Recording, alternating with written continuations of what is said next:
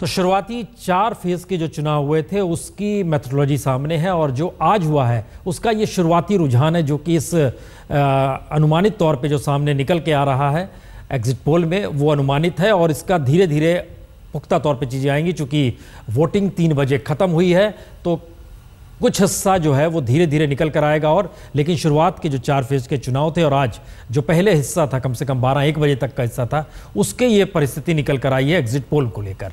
हम आपको सीधे पहले लिए चलते हैं, हम चर्चा बाद में शुरू करेंगे। हमारे साथ चूंकि तमाम मेहमान जुड़ेंगे लेकिन पहले हम आपको आइए दिखाते हैं कि किस स्थिति में क्या स्थिति बन रही है झारखंड के भीतर। और ये सवाल अब की बार किसकी सरकार का जो है इसके मद्देनजर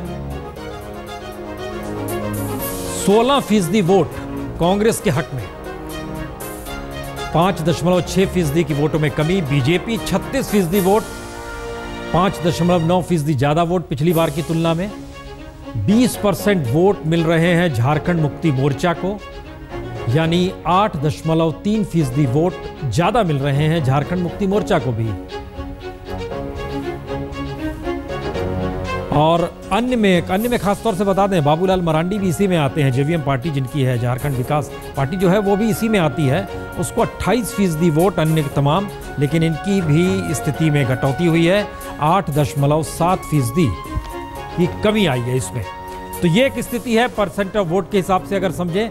लेकिन इन सब के साथ ही अगर इसको कन्वर्ट कर दिया जाए कितनी सीट किसे मिल सकती है, क्योंकि बड़ी तादाद में झारखंड मुक्ति मोर्चा के वोटों में इजाफा हो रहा है और बीजेपी के वोटों में इजाफा रहा है। लेकिन आइए जरा समझ लें, कांग्रेस प्लस का मतलब है इनके साथ जो भी कुछ निर्दलीयों का भी समर्थन था और इसके अलावा 7 से 11 सीट कांग्रेस के पक्ष में, बीजेपी के पक्ष में 41 से 49 सीट, झारखंड मुक्ति मोर्चा 15 से 19 सीट और 8 से 12 सीट अन्य में निर्दलीय भी हैं और खासतौर से जेवीएम।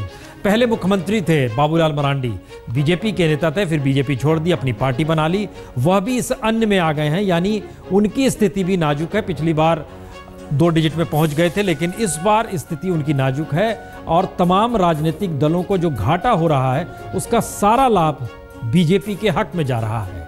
तो झारखंड मुक्ति मोर्चा एक ऐसी परिस्थिति बन रही है कि बहुमत बीजेपी के पक्ष में है और पहली बार राज्य बनने के 14 साल के बाद एक पहली स्थिति बन रही है कि जहां पर सरकार किसी एक पार्टी की होगी।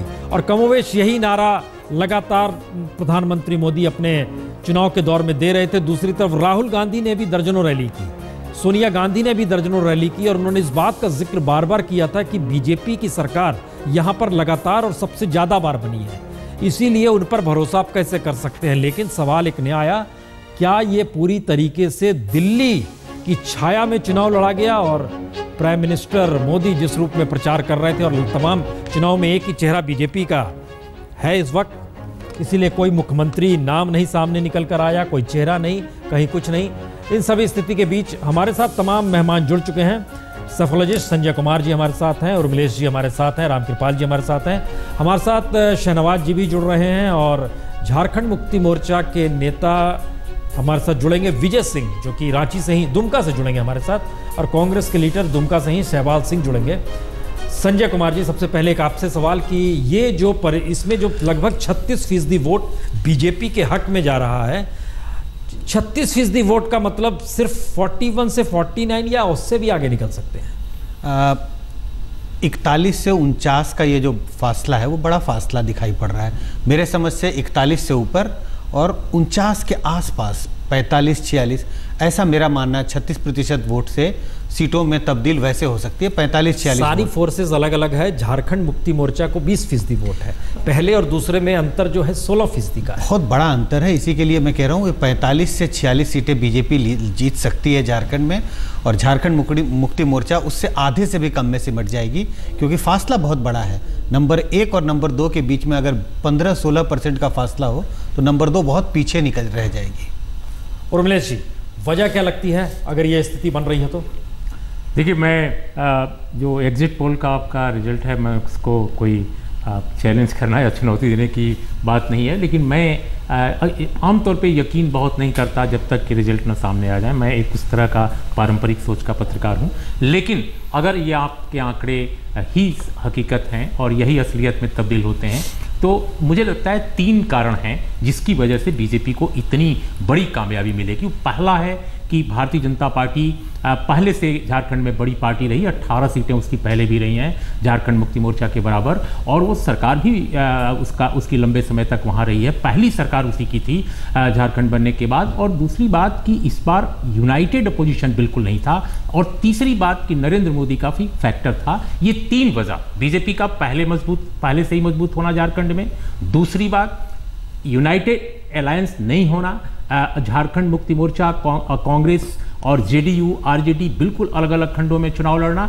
और तीसरा कि नरेंद्र मोदी फैक्टर ने भी वहां काम किया है। ये 3 महत्वपूर्ण फैक्टर होंगे अगर जीतेगी तो। रामकृपाल जी, झारखंड मुक्ति मोर्चा की असफलता की वजह क्या सिर्फ करप्शन?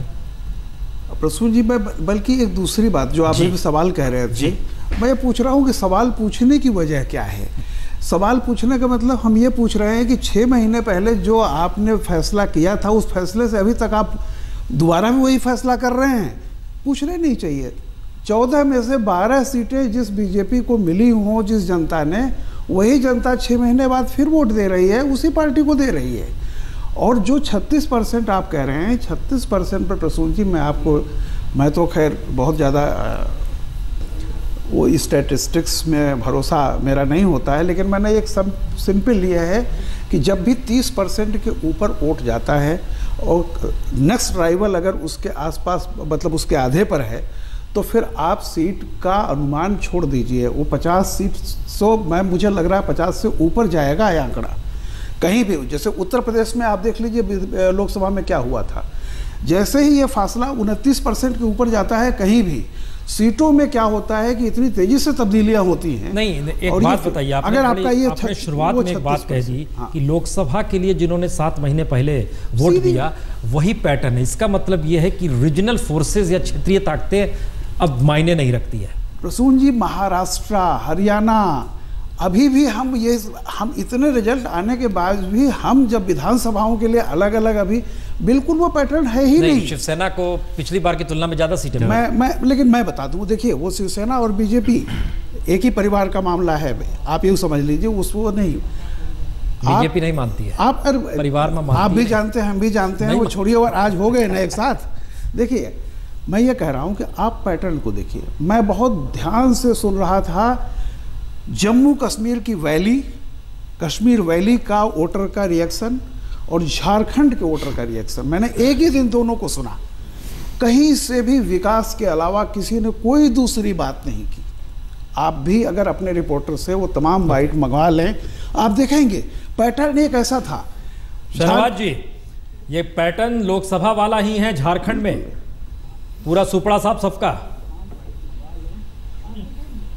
नहीं। ये सही है कि झारखंड में जैसा माहौल इस बार दिख रहा है, और झारखंड के लोगों पर बीजेपी का भी विश्वास है, और बीजेपी पर पूरा विश्वास झारखंड के लोगों ने किया है। जो आपका एग्जिट पोल है, और मैं सहमत हूँ इस बात से कि ये आंकड़ा और ज़्यादा जाएगा। बीजेपी 2/3 बहुमत तक भी जा सकती है, क्योंकि मैंने खुद वहाँ करीब 30 से ज़्यादा रैली की है और जाकर नरेंद्र भाई की सभाओं को देखा है। ऐसा रिस्पांस है, लोगों को लगता है कि इस बार स्पष्ट बहुमत देना है, क्योंकि आप जानते हैं कि झारखंड में एक निर्दलीय एमएलए भी वहाँ का मुख्यमंत्री बन जाता है, और हमारी भी जो सरकार रही उसको पूरी आज़ादी कभी काम की मिली नहीं, क्योंकि बहुमत नहीं था, तो सबको साथ लेकर चलना है। तो वहाँ इस बार जो नरेंद्र भाई ने वहाँ के लोगों से कहा कि आप पूर्ण बहुमत दें और झारखंड की तस्वीर को हम बदल कर दिखाएंगे, इस बात पर लोगों को यकीन है। शहनवाज जी, और मुझे पूरा विश्वास है अगर पिछले 14 बरस के मिलेगा। शहनवाज जी, पिछले 14 बरस के पन्नों को उलटिए तो बीजेपी की सरकार कमोवेश हर अल्टरनेट वे में रही है। बाबूलाल मरांडी बीजेपी के, उसके बाद अर्जुन मुंडा बीजेपी के, फिर शिबू सोरेन, फिर अर्जुन मुंडा आते हैं, फिर मधु कोड़ा तो इस बार मंच पर भी थे साथ में जब अमित शाह साहब गए थे वहां पर भाषण देने के लिए, फिर आते हैं लौट के, फिर अर्जुन मुंडा। हमारा कहना है बीजेपी को पूर्ण बहुमत अगर मिल रहा है, वजह नरेंद्र मोदी है या कुछ और है? देखिए, वजह नरेंद्र मोदी है, इसमें कोई शक नहीं है। आज झारखंड की जनता ने, जैसा यहाँ पे कहा गया कि झारखंड की जनता ने, रामकृपाल जी ने सही कहा कि लोकसभा के चुनाव में ही नरेंद्र मोदी के नाम पर वोट दिया था। इस बार भी नरेंद्र मोदी जी का नेतृत्व हम लोगों ने सामने रखा है, उनको यकीन दिलाया है और हर भाषण में हम लोगों ने भी कहा है कि नरेंद्र मोदी के मन की सरकार बनाइए।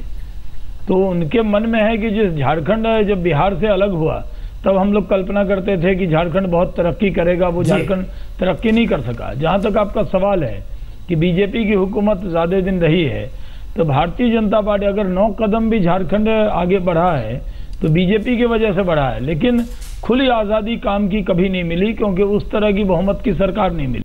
हम आपको बता दें कि जो एग्जिट पोल सामने आया है इसमें पहले चार फेज के फुल फ्लेजेड जो रियल डाटाज हैं उसके आधार पे और 5वां जो आज 3 बजे खत्म हुआ है उसमें प्रोजेक्शन है। लेकिन इसको किस रूप में कवर किया गया है यह भी आपको दिखा रहे हैं। दरअसल ये 34 विधानसभा क्षेत्र के 170 पोलिंग स्टेशन को पकड़ा गया है और सैंपल इसमें 2868 लिया गया है और उसी के आधार पे ये पूरा का पूरा एग्जिट पोल है। और इसमें जो हमारे तमाम मैथमेटिक्स लगे हुए हैं, आज जो वोटिंग हुई है उसमें आखिरी निकल कर क्या आएगा। लेकिन जो स्थिति बन रही है, जो तमाम प्रोजेक्शंस आ रहे हैं उसमें बीजेपी बहुमत के पार है।